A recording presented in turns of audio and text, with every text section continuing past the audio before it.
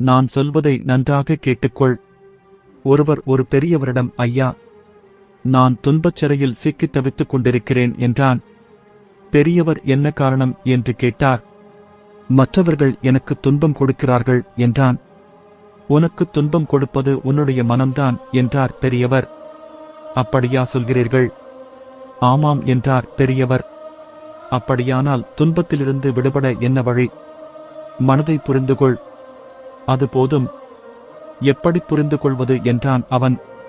இந்த கதையை கேள் என்று பெரியவர் சொன்னார்.